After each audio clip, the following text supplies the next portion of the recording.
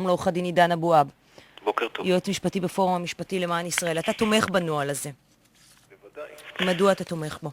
כי יש פה קודם כל בפן הרחב יותר, יש פה דיון שאנחנו עוסקים בו שנוגע לגבי ויכוח עתיק בין זכות הציבור להגנה מפני עבריינים מועדים לבין זכויות העבריין.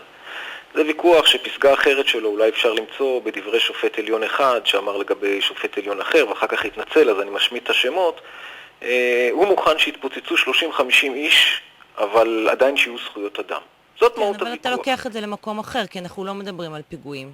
אנחנו מדברים על פגיעה בציבור. השאלה היא למי יש יותר זכויות, לציבור הרחב או לעבריינים. האם אתה מגדיר אותם כעבריינים מועדים, את כל הקבוצה הזאת? אני מגדיר את מי שמגיע, הרי מה הנוהל בעצם אומר? בניגוד לכל מסך העשן והפחדות שפה מנסים לזרוע.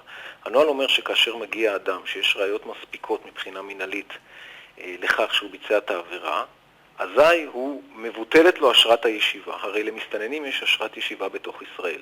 האשרות הן ברות ביטול על ידי שר הפנים. וכאשר מבטלים את האשרה, המסתנן לא יכול יותר להסתובב כאן בצורה חופשית, הוא צריך לשבת תחת משמורת. בעקבות גל הפשיעה האדיר שאנחנו סופגים מצד המסתננים, ואת זה אני מבסס על נתוני המשטרה שבשנת 2012 קבע שהמסתננים אחראים ל-40% מהתיקים במחוז תל אביב. הם בסך הכל מהווים 3-5% מאוכלוסיית תל אביב, הם אחראים על 40% מהפשיעה בתל אביב. ואני גם מבסס את זה על ההכרזה שהתחנה המרכזית בתל אביב היא המקום מהמסוכנים ביותר בישראל. ואני מבסס את זה על עדויות שאנחנו שומעים מהשטח בדרום תל אביב. חבר'ה, אי אפשר, אנשים לא כולם שקרנים, בעיתונים לא כולם שקרנים, המצב הוא קשה. ומצד שני, המשטרה לא עושה כלום. למה לא עושים כלום? למה הציבור נמצא תחת מתקפה פלילית? אני חושבת שאנחנו קצת סוטים מהנושא. תשמע, בוא נפריד, רגע, ברשותך, בוא נפריד בין זה שמדינת ישראל התנהגה באופן רשלני במשך שנים ארוכות. ומדינת ישראל נהגה שוב באופן רשלני כאשר ריכזה את כל המסתננים ומבקשי מקלט, תקרא להם איך שתקרא להם, במקום אחד. נתנה להם כרטיס לכיוון אחד לאזור דרום תל אביב והשאירה אותם שם.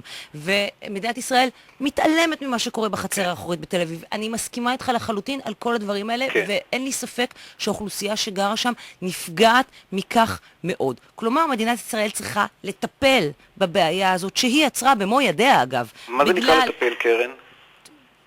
מדינת ישראל צריכה לחשוב איך היא מטפלת בזה כחלק ממשפחת העמים, והשאלה אם הנוהל הזה הוא נוהל תקף בעיניך. זה בדיוק העניין. דווקא טוב מאוד שזה עולה אצלך, מכיוון שאצלכם בתוכנית אתם משמיעים ביקורת בלתי פוסקת, לעתים מוצדקת יותר, לעתים מוצדקת פחות, על המצב הכלכלי בישראל. אתם נורא כועסים שלוקחים תקציב מאוכלוסייה אחת ונותנים אותו לאוכלוסייה אחרת, או שלא לוקחים אותו, ובגדול אתם טוענים כל הזמן שהתקציב הוא לקוי.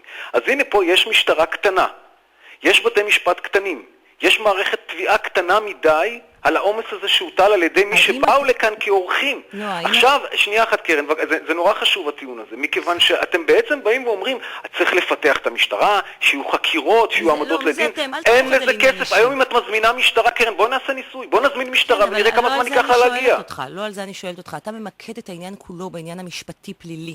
אתה מתייחס על הקבוצה הזאת כאל קבוצה שצריך לטפל בה בכלים משפטיים פליליים. ואני שואלת אותך אם זה לא טעות. הטיפול צריך להיות נרחב הרבה יותר, עמוק הרבה יותר. אם תטפל בהם רק בכלים המשפטיים הפליליים, לא תפתור את הבעיה בסופו של דבר, אלא אולי רק תיצור בעיה גדולה יותר. טוב, פה שוב פעם עומד לדיון הוויכוח שאין לו פתרון בין הגישה שלכם שגורסת שאנשים האלה צריך לקלוט אותם, לעזור להם, לסייע להם, לבין הגישה שלי שאומרת שאנשים האלה לא צריכים להגיע לכאן כי ישראל היא לא... לא, הגישה שלי אומרת שצריך לבדוק כל אדם מהם לגופו, מה שמדינת ישראל הרי לא עושה. אז תתני רגע לסיים לגבי הנוהל, אז תביני שבודקים. זה לא שנלקח בן אדם, ופה שמעתי את המילים, נעלם לסהרונים, הוא לא נעלם לסהרונים, ישנו הליך מסודר שבו הוא שוטח את טענותיו, הוא מיוצג על ידי העמותות מול הפקידים במשרד הפנים. הם שוטחים ומגנים עליו, אבל ברגע שיש ראיות מספיקות כדי לחבר אותו למעשה שנטען כלפיו, אז ההחלטה היא לבטל לו את אשרת הישיבה, להכניס אותו למשמורת. הוא אורח כאן, והאורחים האלה מטילים עלינו אימה וטרור. איך אם אורח היה נכנס אליך הביתה ומתנהג ככה, אתה היית מוכנה להתייחס אליו בכלים נאורים ובכלים של משפט העמים? באיזה זכות הם מתנהגים כלפי האוכלוסייה שממנה הם מבקשים מקלט? עכשיו, דרך אגב, עוד דבר שמסתירים בכל הטלת האימה לגבי הנוהל, ברגע שמסתנן מוכנס לסהרונים יש לו זכות ערר. מה, השופטים בבית המשפט למשמורת הם כולם רשעים, כולם שונאי מסתננים? הדברים ברורים, בוא ניתן... ועוד משפט אחד רגע קרן לגבי הנוהל, מי כתב את הנוהל? לא דני דנון וגם לא יושב ראש העוצמה לישראל בן ארי.